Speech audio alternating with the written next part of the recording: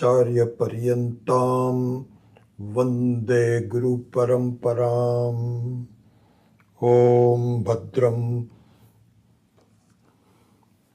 Karnebhihi Shrunuyama Devaah Bhadram Pashyema Akshabhiryajatraah Sthirairangaistushtuvaagumsastanubhihi Vyashema Devahitan Yadayuh Swasti na Indro Vridhashravah Swasti na Pusha Vishwavedah Swasti nastarksho Arishtanemihi Swasti no Brihaspatir Dadhatu.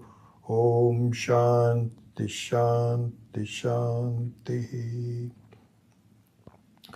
Om Sahana Vavatu Sahanau Bhunaktu Sahaviryam Karavavahai Tejasvinavadhitamastu ma vidvisha vahai. Om Shanti Shanti Shanti. So we're doing the third mantra.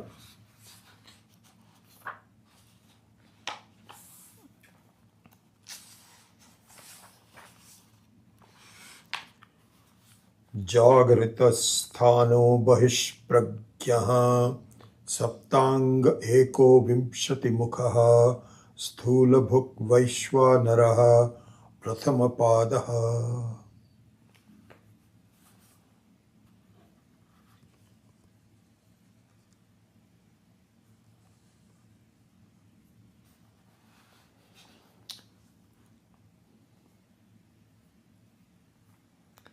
So what we saw was that Ayamatma Chatushpat means that there are 4 quarters to it, which are not sthula quarters, not like 4 feet of a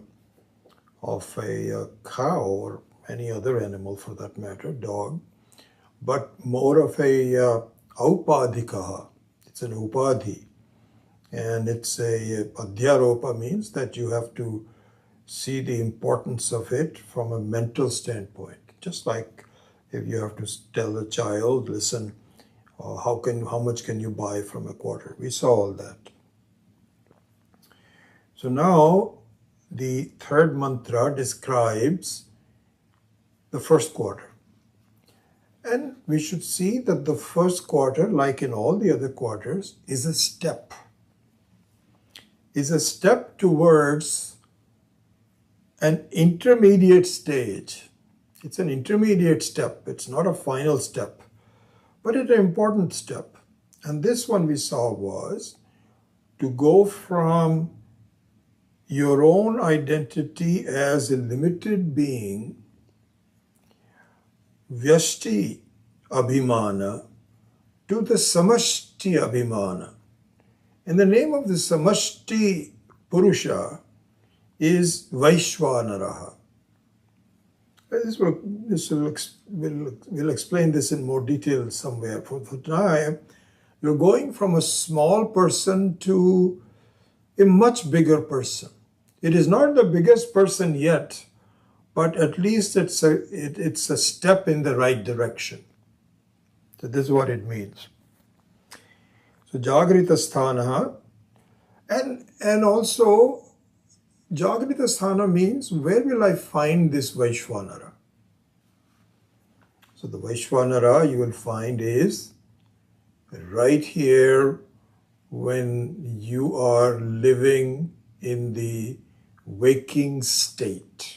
This is where you will find it. What you will find in the dream state is a different person. We will talk about that as the second step.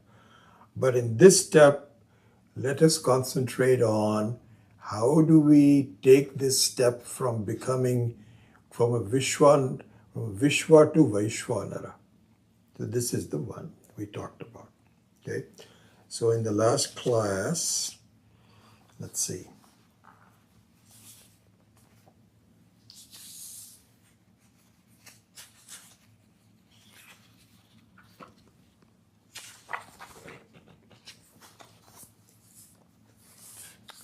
in the last class,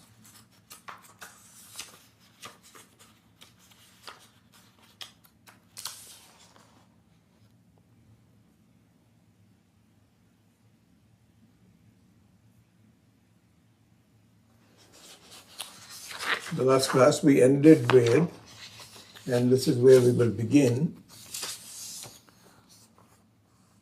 a definition of Bahishpragya. Bahishpragya.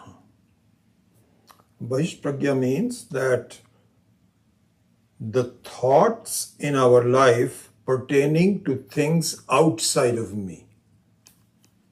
This is Bahishpragya.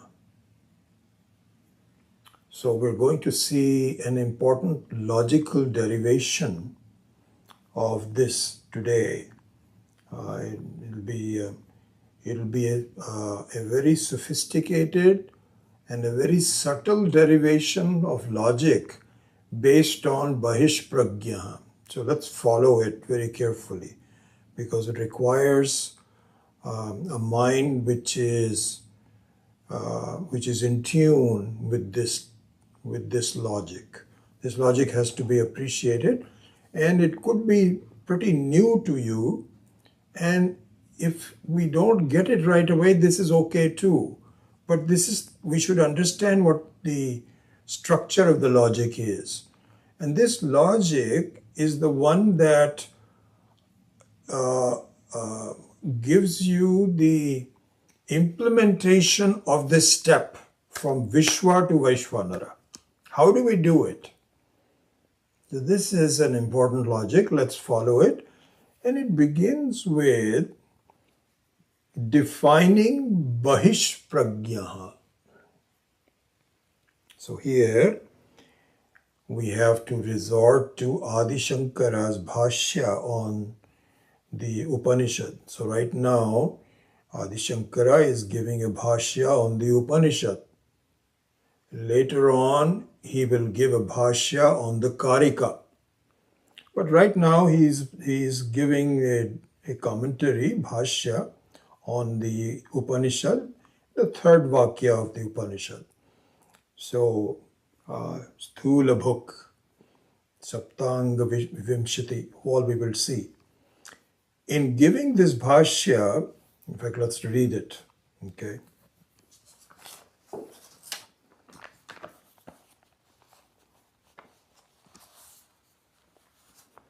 He says, Jagaritam sthanam asya iti jagrita sthanaha. Means the place where asya means kasya, it's a Vaishwanarasya. Where is the Vaishwanara's place? It is the Jagrita Sthana. So that's what Adi Shankara is saying.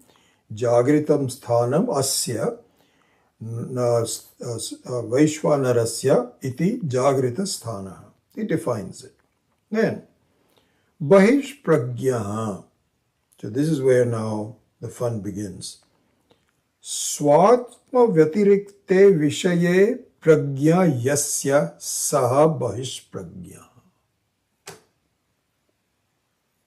Okay, so let's follow this very step by step. He first of all defines Bahishpragya as Swatma Vyatirikte Vishaye, pertaining to things that are not me. This is what happens the whole day. You're going to work, so you're focused on getting there, traffic, Bahishpragya. Then what jobs you have to do, Bahishpragya. What lunch to get, Bahishpragya. Everything is outside of you. You haven't really started to talk about yourself, how am I feeling and all that, but you're just concentrating on the outside. What happens? Bahishpragya. Swatma Vatirikte Vishaye Pragya Yasya. Whose Pragya means? Pragya means thoughts, or means conscious things. is bahishpragya.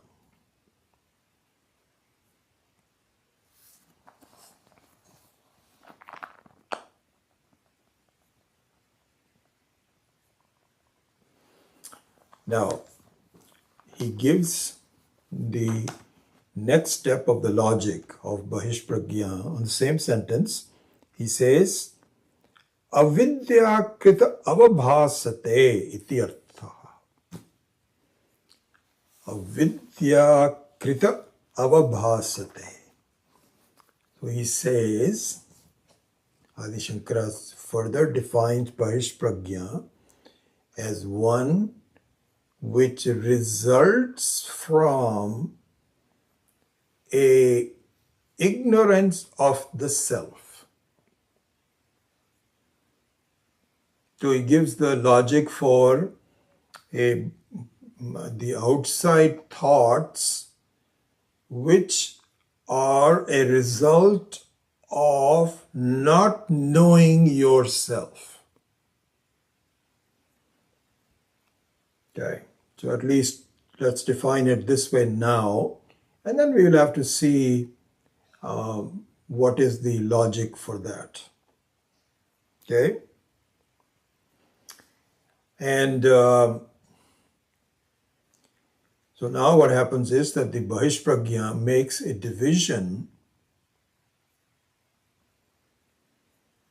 between yourself and the outside. So it creates a division between them. They're very different from each other, isn't it? Because how you're feeling, what your future is, what your past is, what interests you, all of those kinds of things are about yourself. Separated from that is the outside, and there is an interaction between them. It's not as though they're completely unrelated, but they are separate entities. So there is in fact a duality of pragya, antav pragya and bahish pragya. Okay, so now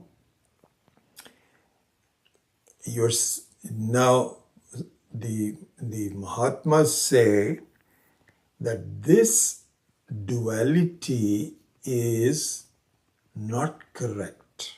It is a Brahma. It is a Jnanam. You're creating something out of nothing. Really? This looks very normal to me. Are you telling me that, what should I do then? If you think it's a mistake, then what is the remedy? How should I look upon the whole thing?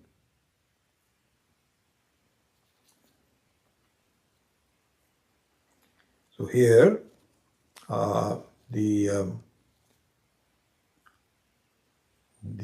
next thing to see is that the Mahatmas, people who have understood the whole thing, they have understood the nature of this mistake. You're saying it's a mistake. Once the mistake is corrected, then how does one see it?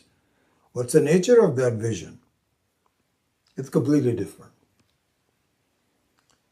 It is completely different because, in fact, even outside is also you. There is no division between the world and you. The world, which is the expression of outside, is in fact you alone. It is not something different from you. So in the vision of the Mahatmas, you are the whole thing. You don't separate it and clearly say, this is not me. And Swami Akhandananda points this out. We will see this later on also. Really speaking, there is no idam. There is no this. Only the aham presents itself as idam.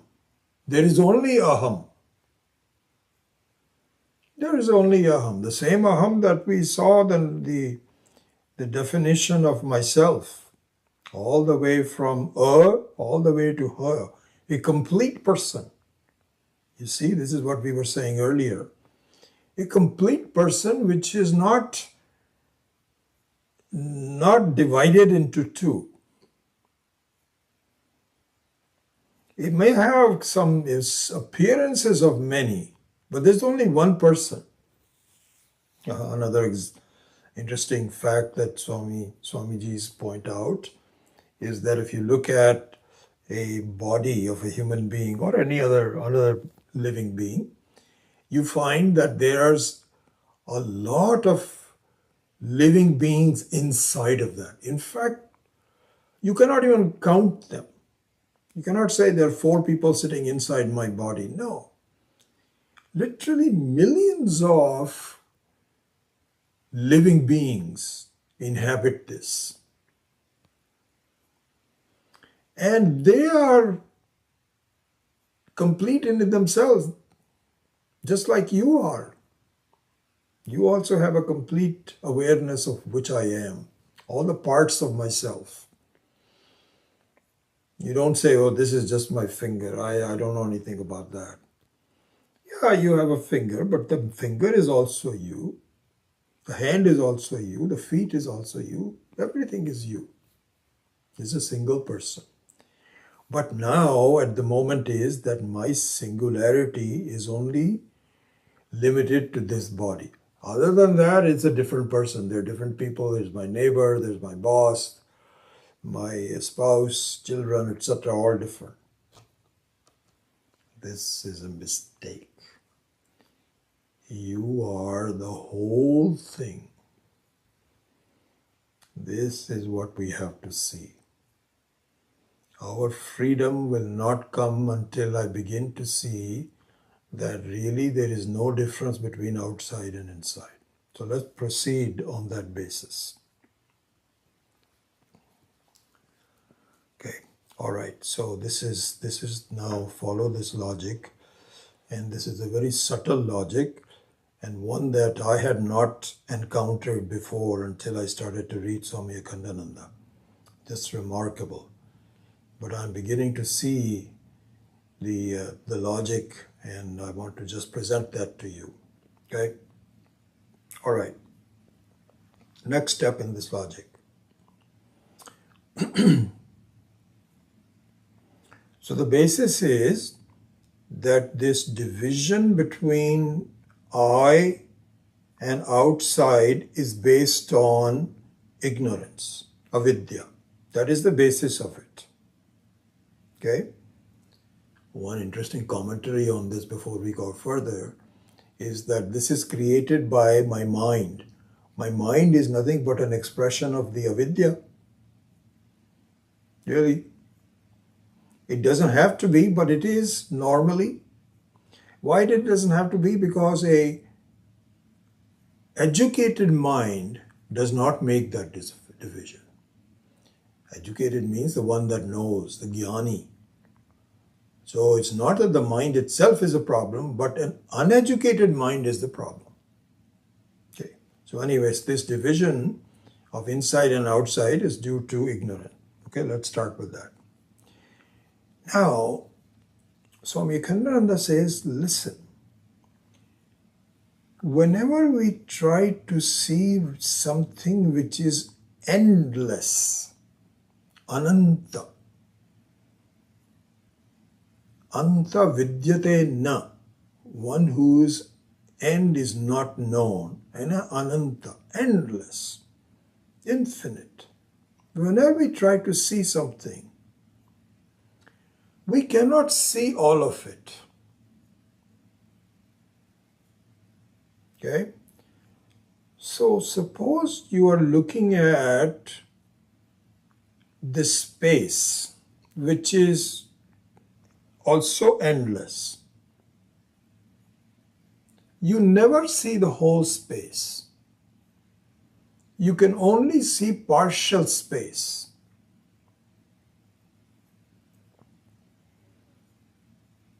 Okay? You only see a partial space.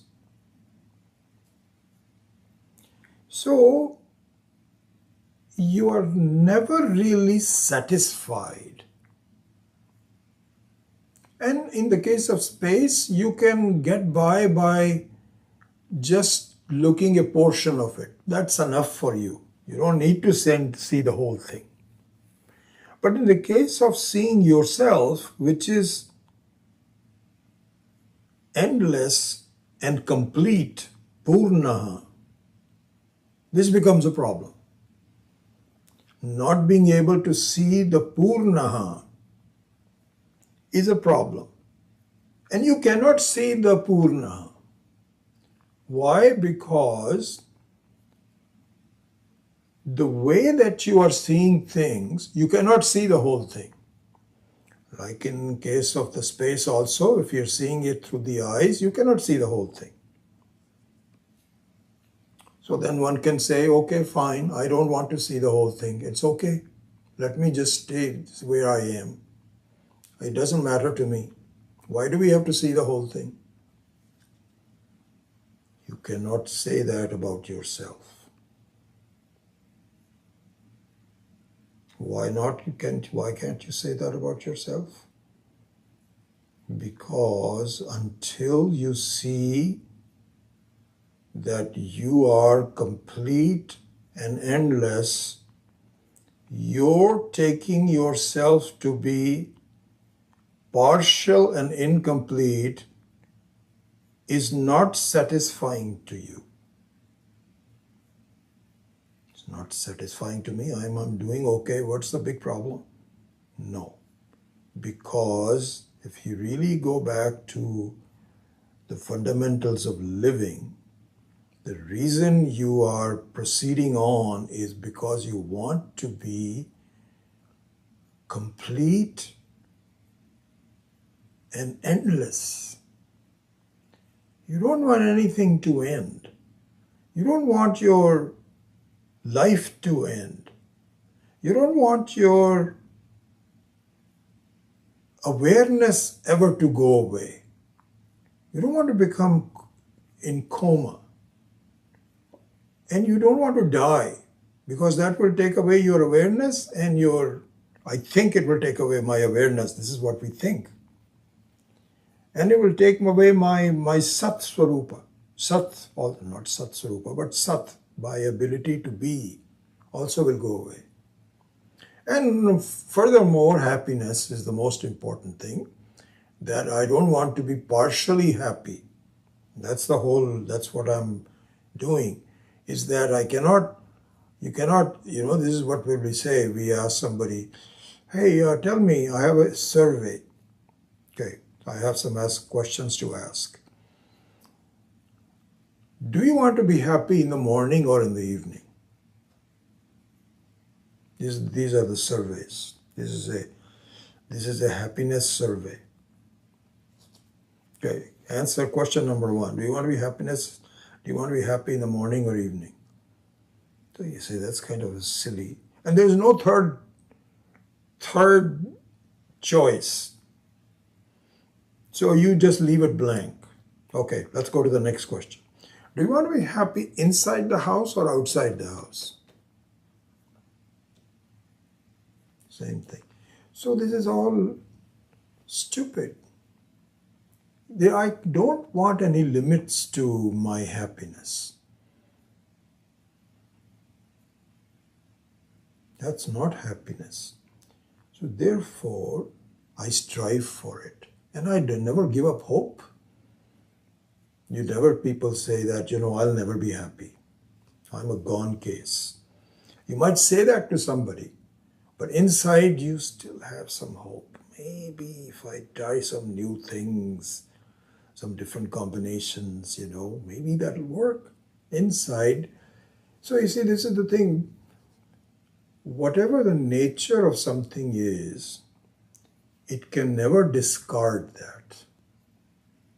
Like, for example, a typical example given is that of a tail of a dog. The tail of a dog is never straight. Supposing you have a child which says, I am going to make it straight. Okay, so I'm going to put some some wrap around it and keep it straight, and after a while it will become straight. You keep it for 1 hour and say maybe that was not long enough, 4 hours. The dog's tail can never be. So whatever is, or a stick, you cannot, if the stick cannot bend it, it wants to be straight. So the nature of the person is that I want to be complete and I can never give it up. So now let's go back to our logic.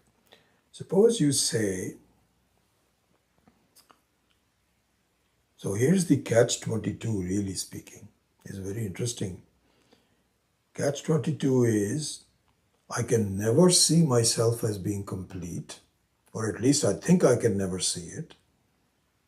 And I don't want to give up my wanting to see myself as a complete being. What to do?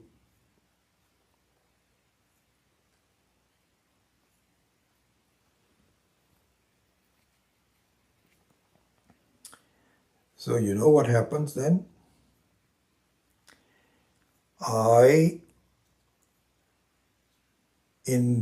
So here's the thing. So look at this carefully. My nature is one of seeing things. I am Chit Swarupaha. You cannot give up the nature that you are a Sakshi. Never. Because you are a Sakshi. It's not as though it's something that you have superimposed on yourself.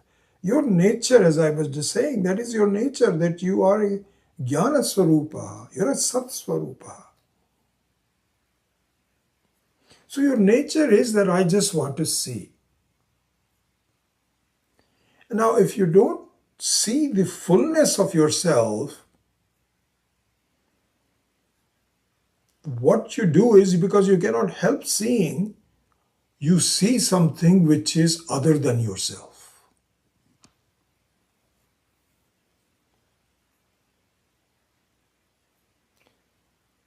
An example of this is, you can never see space.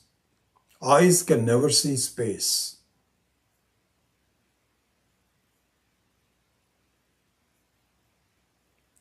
But I want to see space.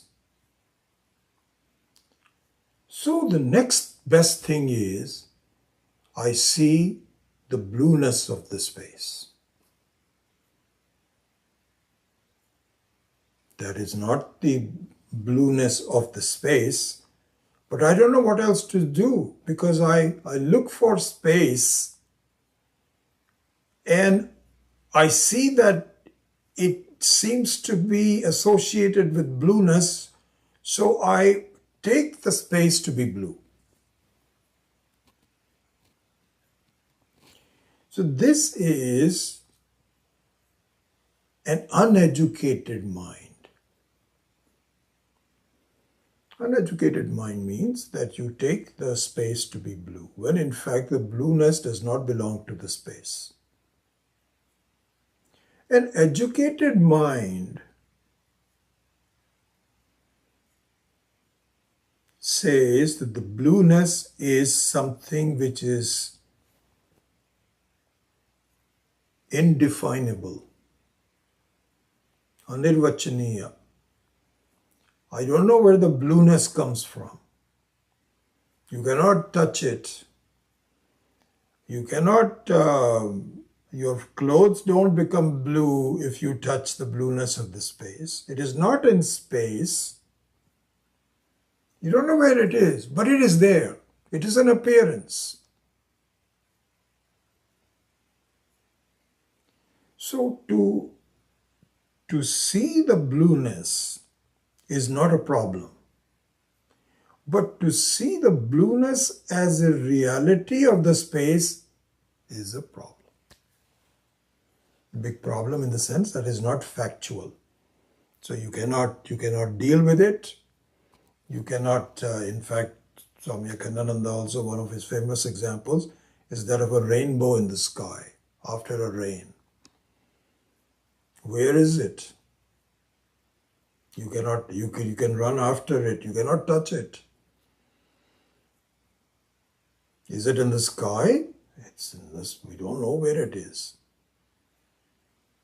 So there are things like that. And so we will see.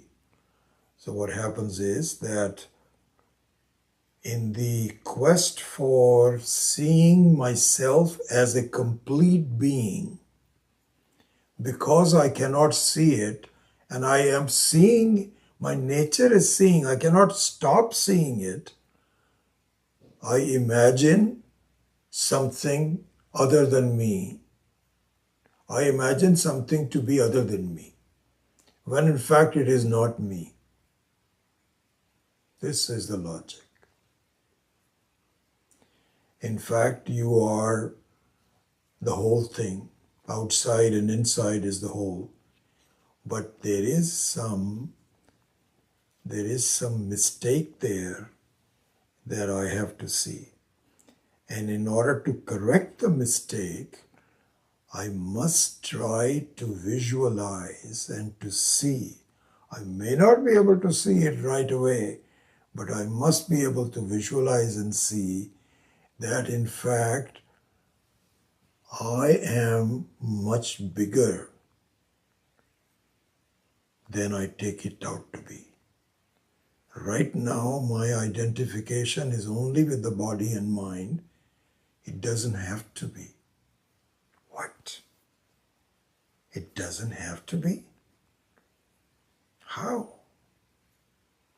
It doesn't have to be. This is the step that I must undertake. I must be willing to take that step.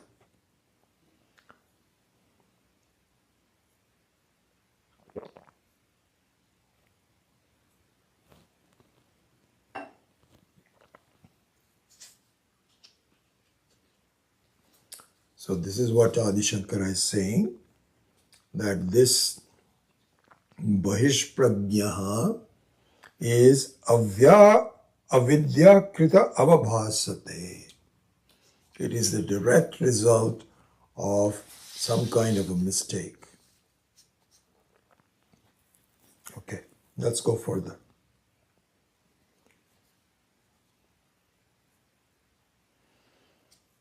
So now just consider the implications of this. Okay. So suppose you cut your finger inadvertently, carelessly.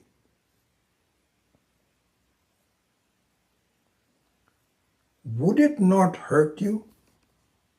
Wouldn't give you pain? Of course it will. So now the reality is that the whole creation in your waking state, everything that you see, all beings that you see, every person that you see, every situation that you see is really yourself. Just because of ignorance, you have taken it to be other than you. It is you. If that is the case, if you hurt someone,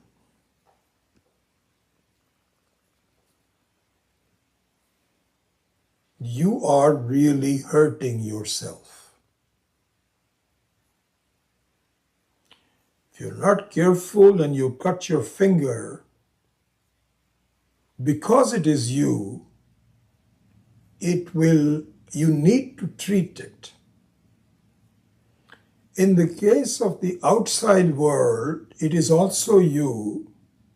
So if you hurt someone, willingly or even inadvertently, it will hurt you sooner or later. When it will hurt you back, we don't know. We don't know. In what manner it will hurt you back, we don't know. The laws of karma are too sophisticated, too complicated, and they cannot be challenged. All we know is that whenever there is an action, there is a reaction. When you hurt something like your finger, it cannot be by the time it reaches your mind and your brain, it causes pain to you. So here, very interestingly enough, if you hurt somebody, why don't you know that right away? How can you not tell that I've hurt somebody? Or rather, even more than that, why doesn't the answer come back to me right away? Well, sometimes it does, because if you pick up a fight with somebody and the person is not happy, then he can fight back with you. But sometimes it doesn't happen. Another question, very good question here is, if you say that the whole world is really nothing but my own reality, how is it that if my finger is cut, then I'm hurt, but if somebody else's finger is cut, I'm not hurt? Isn't this a confirmation of duality? So there are various different answers to that at various levels. Okay? Swami Akhandandaji points out that sometimes, this is just a preliminary example, but it becomes more sophisticated if we dive into it. So a preliminary example is that sometimes you get hurt, but you don't know it.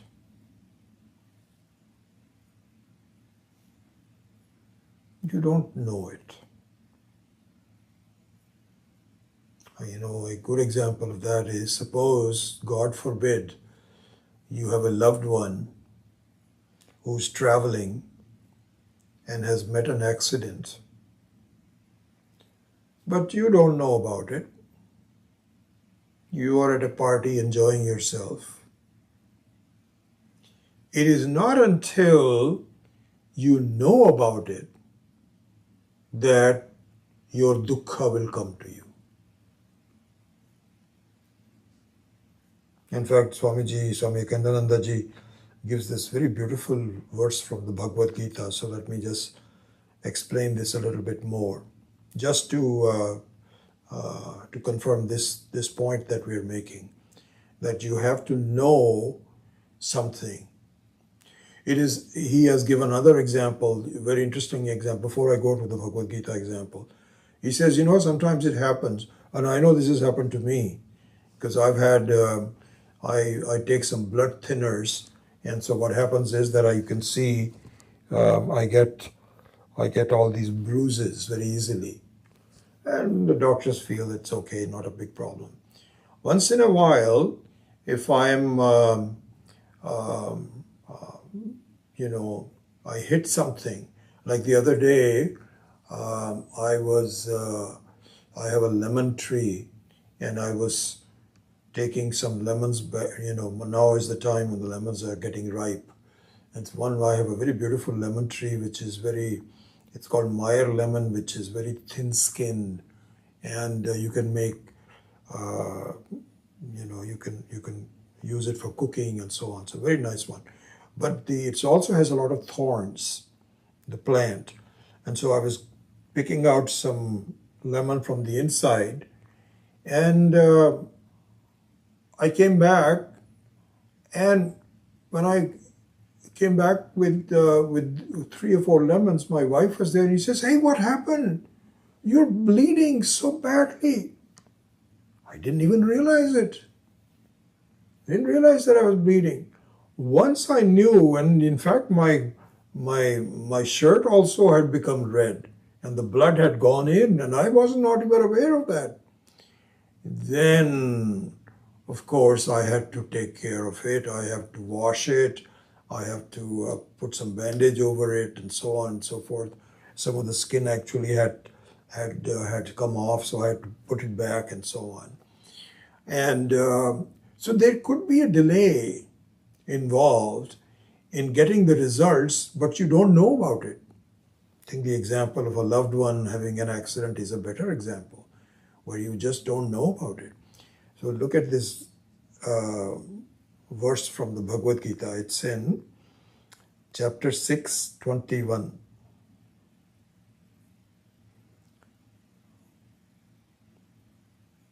It says, Sukham atyantikam yat tat buddhihi grahya atindriyam veti yatra cha eva ayam sthitas charati tattvataha.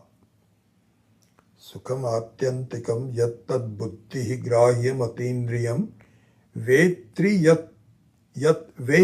yatna chaivayam sthitas charati tattvataha. So he says, happiness means sukham, joy, means atyantikam. As we were saying earlier, it should have no anta. No anta.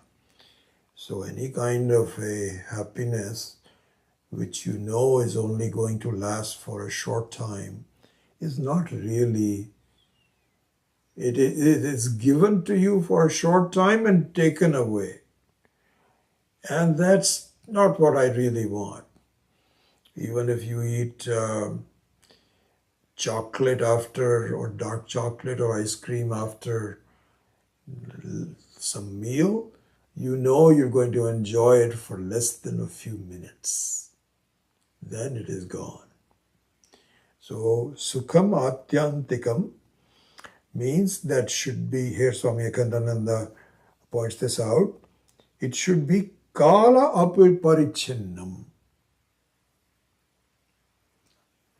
Atyantikam means kala aparichinnam, means it should not be limited in time. Then the second one is buddhigrahyam. Buddhigrahyam means it should be available in my own mind. I should, sakshi bhasyam, in other words. It should be sakshi bhasyam. I should see it. I don't have to do anything about it. It should be close to me. This is ananda. The third thing is atindriyam. Atindriyam means that it should not be as a result of any kind of seeing, hearing. I don't have to employ any sadhana. It should be me. That is called sukham. Sukham atyantikam yat tad buddhi grahyam atindriyam veti yatra nacha eva ayam sthitas charati tattvataha. He says that is the reality of the sukham. This is all we want. We wanted all of it. But the fact of the matter is that I depend on others. I fight with the outside world. I have to depend on a number of things in order to be there. That is not atyantikam sukham. Okay. So now the implications of this are that when you act within the world outside, it will come back in the same way that you dealt with it. If you hurt someone, just like you hurt your own body, it will come back to you. So now the answer to the question which we had asked earlier, that how is it, tell me, that if my finger is hurt, then I have dukkha, but somebody else's is hurt, it is not dukkha. How is that? So Swamiji said, listen, Swami Gandananda says, listen to this. Supposing you are a shopkeeper and you are selling only one thing. You're selling some mangoes. So you have a small stall and you have the mangoes all stacked up, and somebody comes in, he says, how much is it? I want 2 mangoes, and you give it to them. If that person doesn't give you the money, you call that person right away because you are directly dealing with him. You have a complete control over what your losses and gains are. If he pays you, you put it down in there. So you are with it all the time. Now take the situation when you, in fact, your business becomes so big that if there is a gain or loss, you don't know it for a while. You don't know it for a while. Because you've got, you have a lot of people, and some of them may cheat you. Or some of them may not be aware of the fact that some customer cheated him. But only afterwards, when you start to put your books together, you find I've so much goods have gone away, but I don't have the money. So the dukkha comes much later on. Swamiji says, look at this. You are not actually a small shopkeeper, which is a jiva. So you look at the beautiful logic of this. Okay? This is an answer to the fact, how is it that I get hurt if my body is hurt, but I don't get hurt if somebody else's body is hurt? This is the answer to this question. Okay? So the answer is that if you are just a small shopkeeper, which is a jiva, small shopkeeper means that you are just involved with your own body, small body, and mind and your indriyas. This is like your shop. And so if somebody cheats you or somebody hurts you, you know it right away. In fact, the fact of the matter is you are much bigger. You are vast, as we will see. You are the Vaishwanara.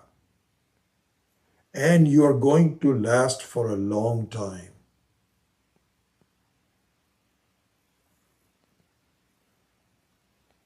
In that case, losses and gains take time to reach you. It is still your shop, but it is not until you start counting the punya and papa and so on that you get the results of it and you know about it at that time. Even though the laws of karma are very, very deep, and we don't know how it happens, but it happens because You and I can make mistakes as human beings, but the samashti cannot make a mistake. There everything is perfect. So there's no way you can say that I didn't, whatever happens is something that comes back to hurt you because you're the one who really created the problem. So therefore, for a person, they say that a person has understood the self to be Sat, Chit and Ananda, then three things that person will never do. If a person has understood that I am in fact the basis of the whole creation, as it will happen in the study as we will see, then that Jivan Mukta will never do three things. What are the three things that he will never do? First, he or she will never physically hurt someone.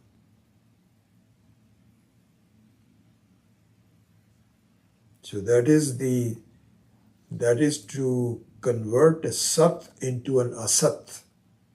Will never do.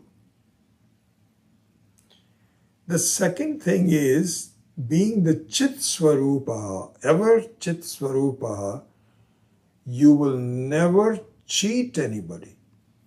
You will never give a lie to anyone. You will accept things as they are and tell the truth. This is the second thing that we'll never do. The third thing that you'll never do is to create dukkha for anybody.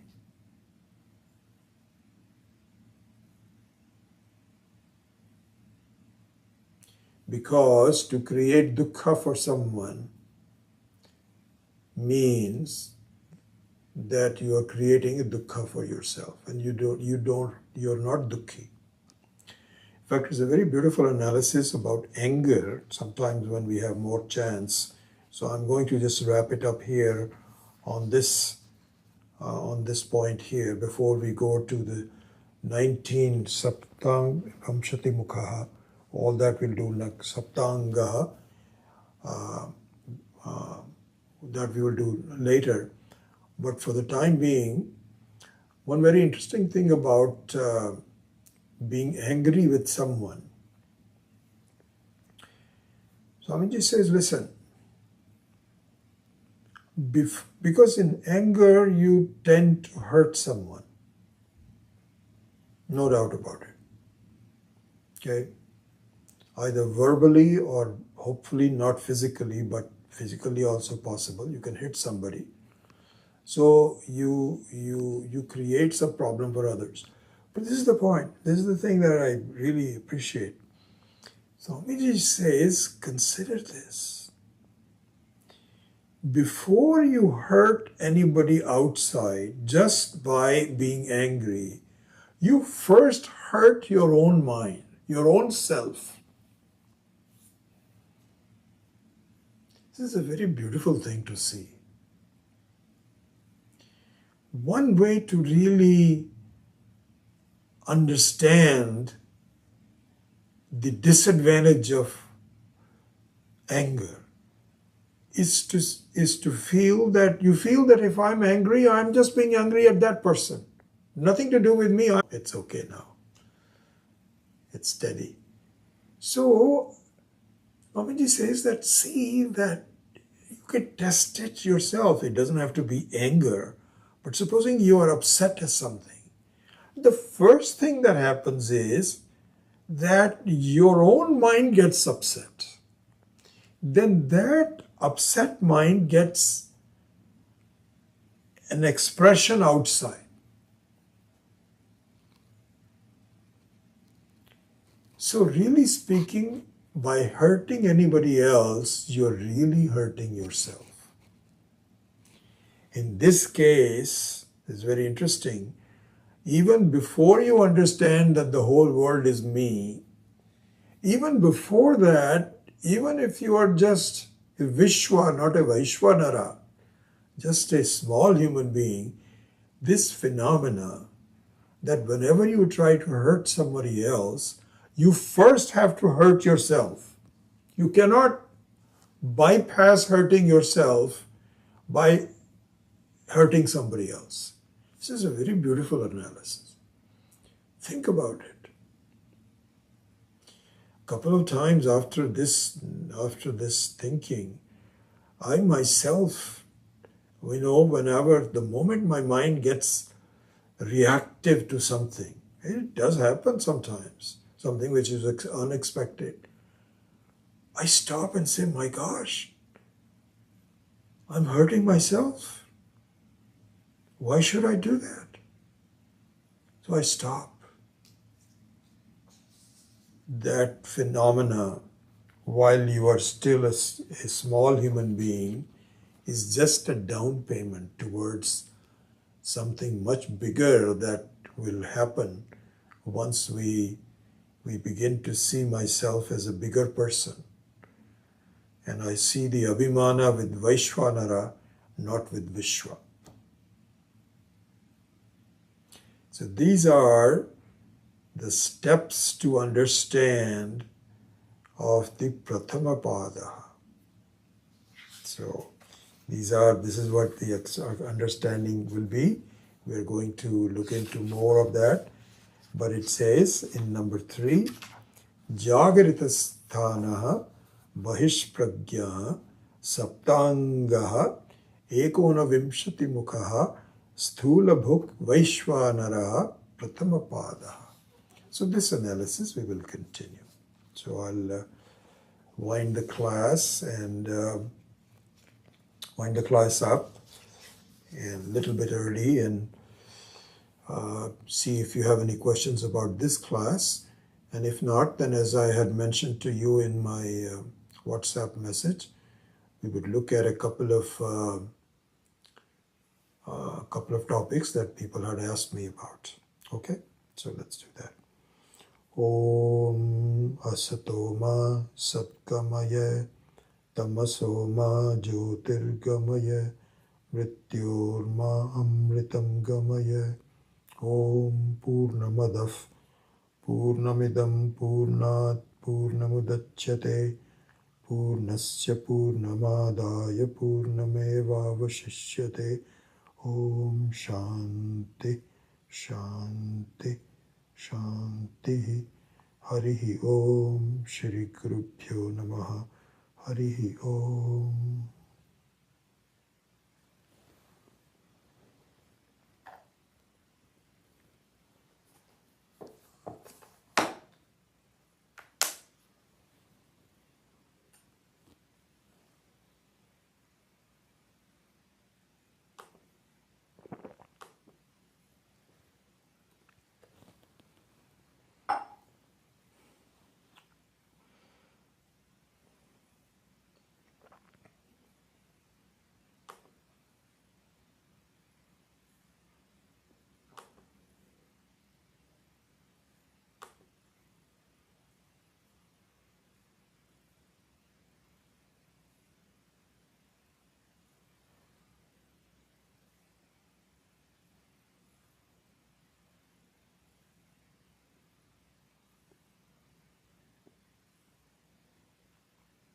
Good. Nice of you to all come. So I don't see any questions. So let's take up the 2 questions that people had asked me about. So they're unrelated to each other, so I'll take that up. So the first one was a WhatsApp message sent by a student, and I will read her WhatsApp message and then try to answer it. Question is, I have a question about reincarnation and its effects. If we are born again and again to different parents, then why do we do prayers for this time when they pass away as Shraddha? The Shraddha ceremony, either you can do it technically through a pandit or do it yourself on the anniversary, where you offer some prayers to your parents that have passed away, or someone else for that matter. So then why do we do prayers for this time when they pass away as Shraddha? Next time they have someone else as children. If this theory is true, it should be enough to do prayer to the universal parents, Shiva and Parvati. How do we know who is reincarnated? And who I want to know is, have my father and mother or some other people, have they reincarnated or not? So this is the question. So there is I would give a preliminary answer to that in the stage we are in. Okay? And it is not until we see this later in more detail, when we study the Karika, there will be a more advanced version of that will come later. Okay, so I'm just going to mention that, but for the time being, let's see the stage that we are in, So here's the thing about the reincarnation. So one thing is for sure, that people that had not become Jivan Muktas, they had not understood exactly who they were and what is going on and so on, which is really the most of us, they will be reincarnated. Reincarnated means that they are continuing to inquire. This inquiry is not going to stop after this life, because until you get to the truth of it, you're going to try it again and again. So really all of our parents in general who are not Jivan Muktas will be reincarnated. Any person, no matter how good they were and how much they had attempted to study and so on, but until this is complete, and it might take in some time and so on, that will continue. That's the easy answer. Now the question is, why do we want to do Shraddha to them when Shraddha to them, when in fact they have their own children or mothers and fathers and so on, and now we have our own lives and so on? No. In fact, the fact of the matter is, Shraddha is not done for them, it is done for ourselves. This is a very important thing to see. There is a lot of discussion about this in the Shastra and in various books and so on, and is not properly understood. How do we say that? In what manner? So let me ask you, when let's say our parents were alive and we were children, or even after we had become adults and so on, do we stop to take care of them? Is it proper not to have a good relationship with them, to ask about them, to take care of them, to be loving to them? Is that not normal? Of course it is very normal. Because when we have children, when we have parents, when we have loved ones, we take care of them. We wish good things to them and so on. So now what happens is, when they go away from this life, their sukshma sharira, their what so-called soul, is still there. They're still a person. They may have a different form. They may have a different body, but the person remains the same.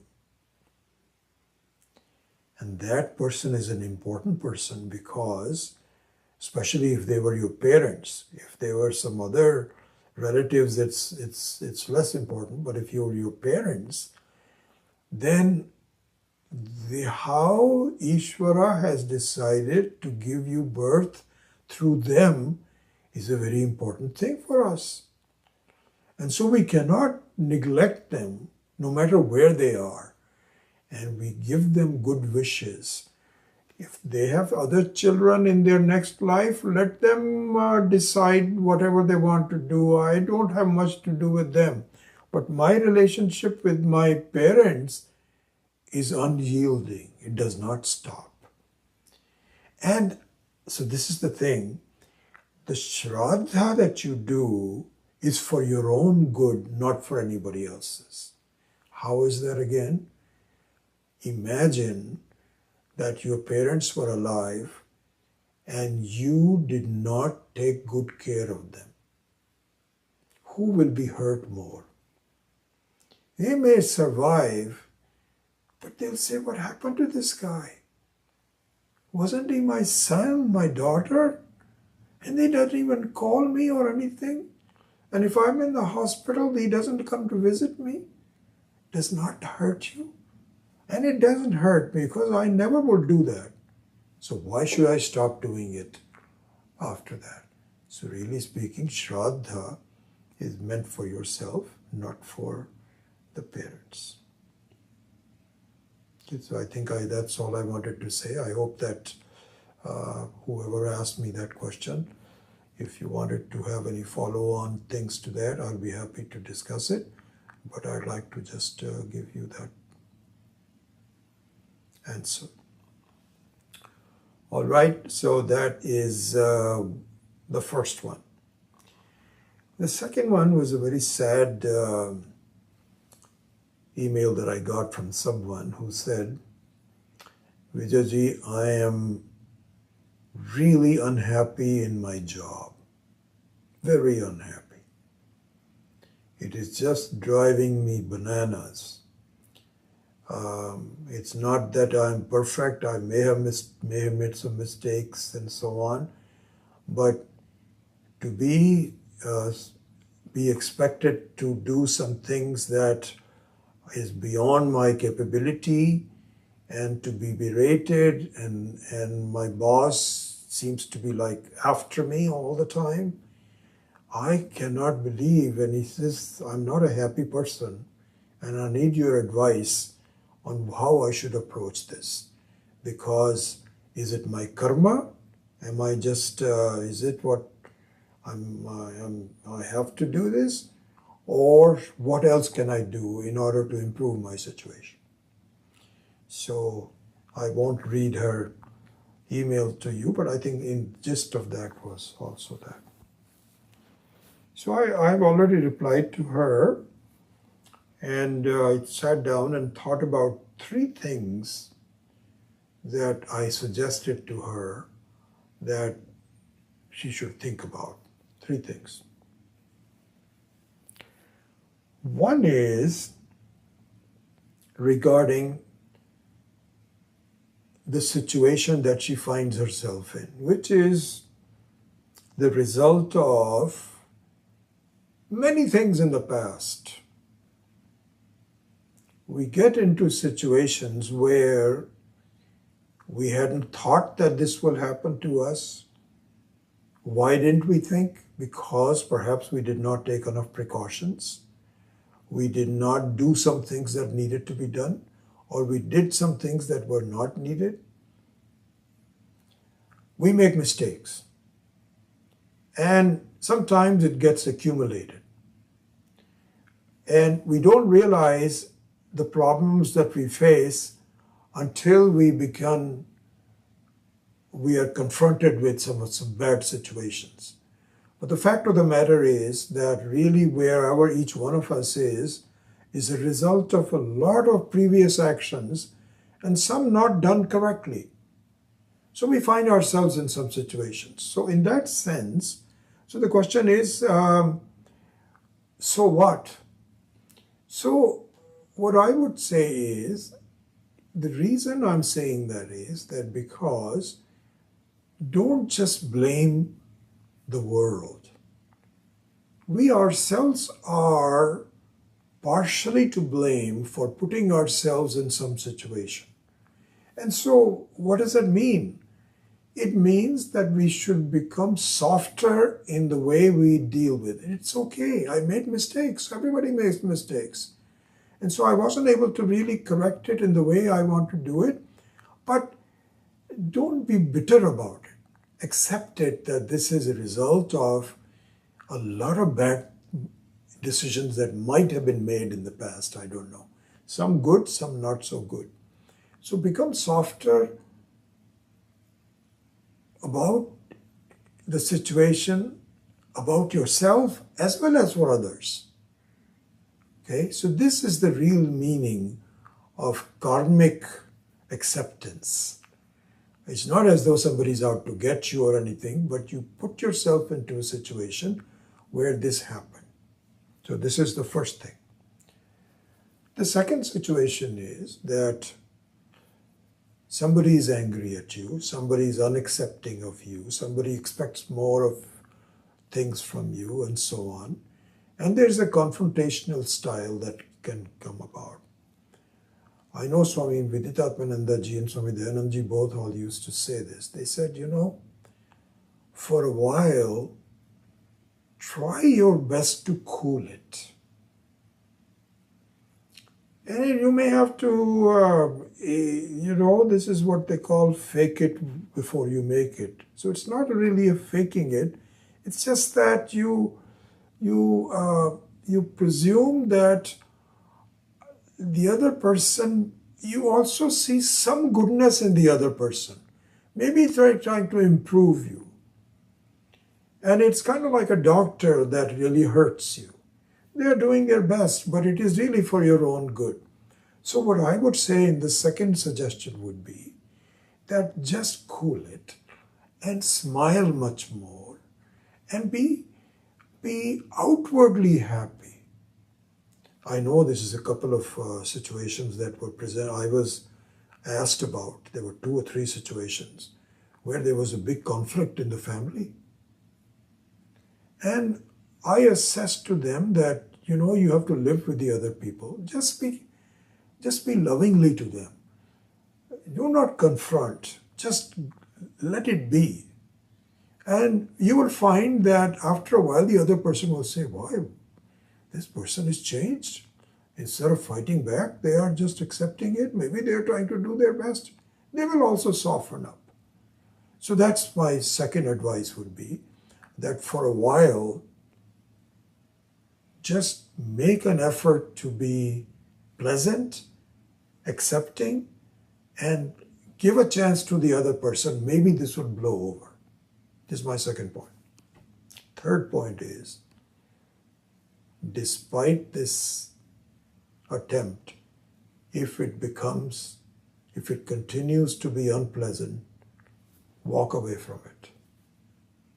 Walk away from it. This is a very wide world with lots of jobs, lots of situations. It didn't work out. Don't beat your head against it and just start all over again. Anyway, those are the 3 points that I made, and I hope they're helpful in other situations. So anyway, what I would like to propose is that if you had something similar to that for yourself, you can just write to me in some details. And this way I have a chance to absorb exactly what your situation is, and then we present that. And instead of just not doing anything for a few minutes after the class, as it normally happens, we can take up some topic and discuss it. So with that, I take your leave, and hopefully we'll see you next time. Hari Om.